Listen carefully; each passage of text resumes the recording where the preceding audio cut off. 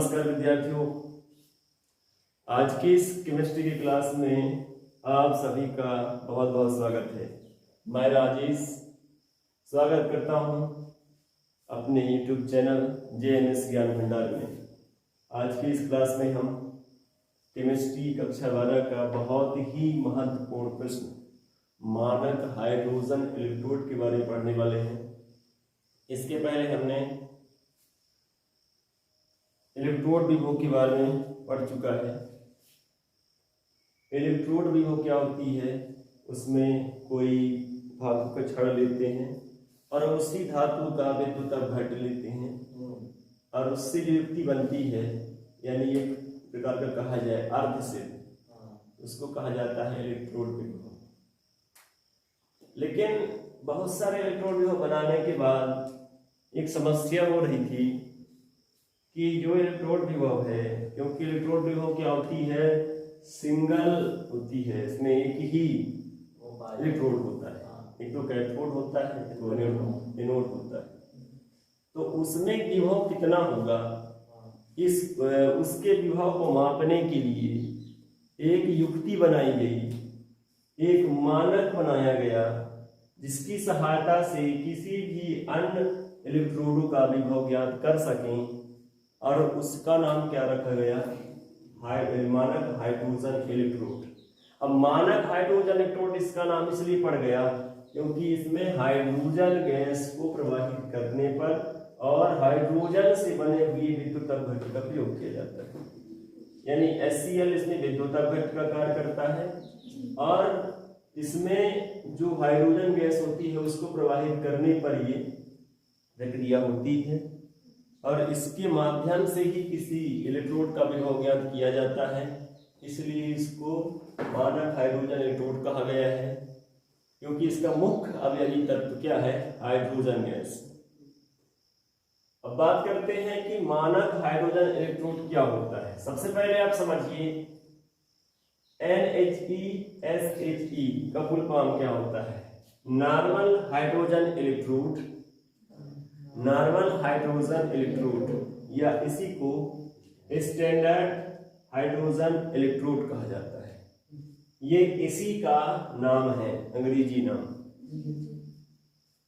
मानक hydrogen electrode के बारे में एग्जाम में ये आता है कि मानक हाइड्रोजन इलेक्ट्रोड का नामांकित चित्र बनाते हुए उसके बारे में समझाइए कि उसमें क्या क्या प्रक्रिया होती है, क्या क्या चीज होती है।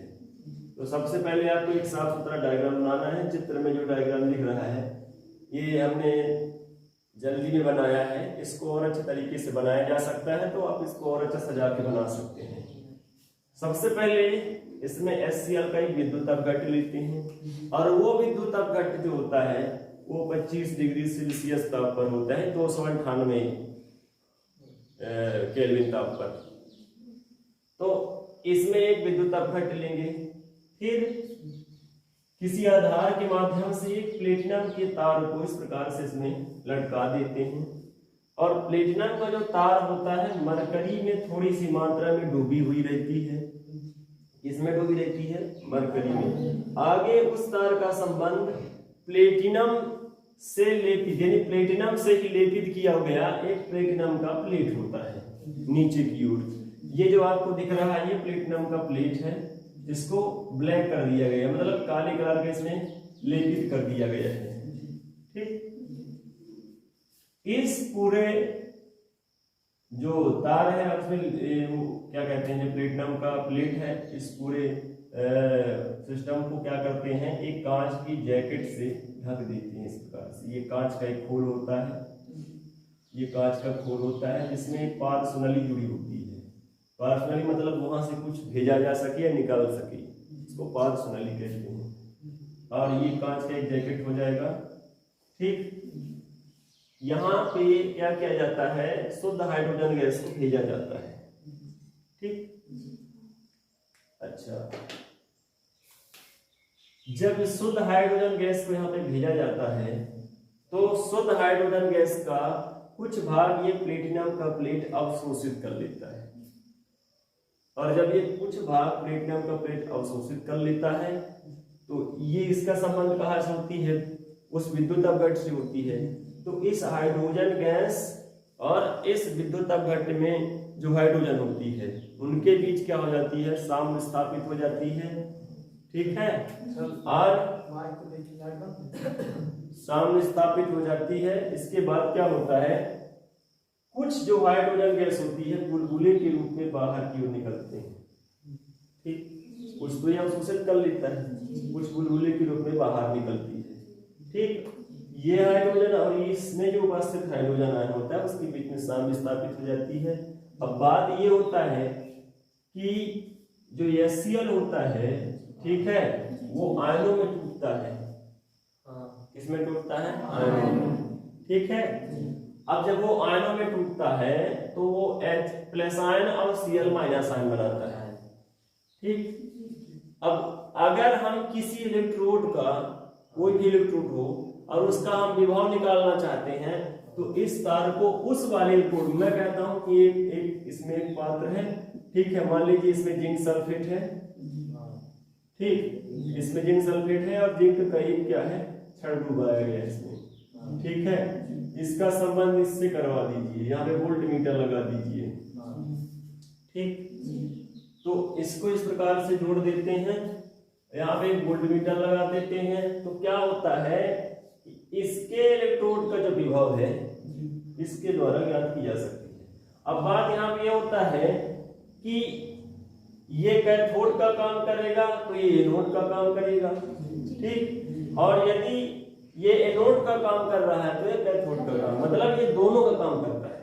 जो मानक हाइड्रोजन इलेक्ट्रोड होता है वो दोनों का काम करता है। अगर इसके साथ कोई एनोड वाला जोड़ दिया जाए तो कैथोड का काम करेगा, और यदि कैथोड वाला जोड़ दिया जाए तो एनोड का काम करेगा। इसलिए उसको मानक हाइड्रोजन इलेक्ट्रोड भी कहा गया है। ठीक है, तो ये बातें आपको समझ में जरूर आ गई होगी। सबसे पहले एक बार और इसके बारे में बता देते हैं। देखो, लिखना क्या है, ठीक, आपको एग्जाम में लिखना क्या है उसके बारे में समझ लीजिए एक बार फिर से। सबसे पहले हम एक पात्र लेते हैं, चाहे हम बीकर ले लें, ठीक है, चाहे बीकर ले लें, कोई भी इस प्रकार का पात्र ले लें। उसमें क्या लेते हैं, 25 डिग्री सेल्सियस यानी 298 केल्विन ताप पर एक विद्युत अपघट्ट लेते हैं, क्योंकि हमने मानक इलेक्ट्रोड विभव में पढ़ा था कि उसमें कितने ताप पर लिए जाते हैं, 25 डिग्री ताप पर। ठीक है, और इसमें एक विद्युत अपघट्ट ले लिया, और वो किसका लिया है, HCl का। ठीक है, इसको कितने मोल पर लिया गया ये बात और भी देगी, 1 मोलर साधारण पर। कितने मोलर पर, 1 मोलर साधारण पर, यानी इसकी मोलरिटी क्या है, 1। ठीक है, उसमें पढ़े भी थे ना, 1 मोलर साधारण ताप पर, 1 मोलर साधारण और 25 डिग्री ताप पर। फिर क्या करते हैं, इसमें इस युक्ति को इस प्रकार से लगा देते हैं, यानी एक प्लेटिनम का तार को थोड़ी सी मात्रा में मरकरी में डूबी रहती है और आगे जाके प्लेटिनम की ही प्लेट पर, जिस पर प्लेटिनम का ही काला अवक्षेप चढ़ा दिया जाता है, ठीक है, उसमें इसको इससे जोड़ दिया जाता है। इसको ऊपरी सिरे का संबंध वहां से एक तार निकाल ली जाती है जोड़ करके। ठीक, इसको कांच के एक जैकेट से ढक दी जाती है, कांच की खोल। ठीक है, इसमें एक पार्श्व नली लगी होती है। ठीक, इस पार्श्व नली के द्वारा एक वायुमंडलीय दाब पर शुद्ध हाइड्रोजन गैस को भेजा जाता है। बस इतनी सी बात है। आगे लिख देना है कि जब शुद्ध हाइड्रोजन गैस को एक वायुमंडलीय दाब पर भेजा जाता है तो क्या होता है, ये गैस जो हाइड्रोजन गैस होती है उसकी कुछ भाग ये प्लेटिनम का प्लेट अवशोषित कर लेता है। ठीक, और कुछ भाग बुलबुले के रूप में बाहर निकल जाती है।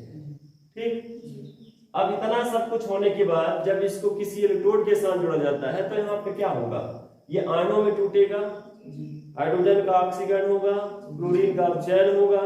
ठीक है, अब वो किस प्रकार से क्रिया होती है वो किस पर डिपेंड करेगा, इलेक्ट्रोड पर डिपेंड करेगा, जिसका इस पर विभव ज्ञात किया जाएगा। अगर हम बात करें कि ये एनोड की तरह कार्य कर रहा है, किसकी तरह, एनोड की तरह कार्य करेगी। यदि SHE standard hydrogen electrode anode की तरह कार्य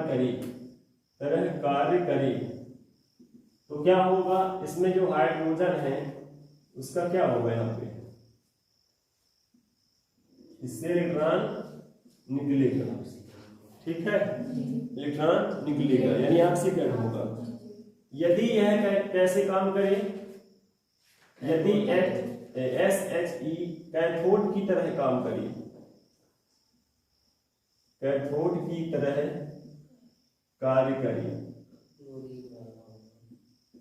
ठीक, तो यहां पे क्या होगा, इलेक्ट्रॉन किस पर आके जुड़ेगा, उसका जिसका भाई देखो जब एक कैथोड की तरह काम करेगा ना तो इसके साथ जो इलेक्ट्रोड लगाएंगे ना उसका ऑक्सीजन वो क्या कहते हैं इलेक्ट्रॉन इसमें आके जुड़ेगा क्लोरीन वाले में, तो ये जाएगा यहाँ पे क्लोरीन पर क्या होगा यहाँ पे जुड़ेगा, तो क्या बनाएगा, क्लोरीन गैस बनाएंगे।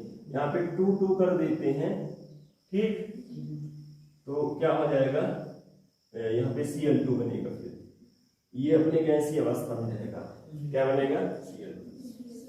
इस प्रकार से क्या होती है, यानी संपूर्ण अभिक्रिया क्या होती है, हाइड्रोजन का ऑक्सीकरण होगा, क्लोरीन का अपचयन होगा।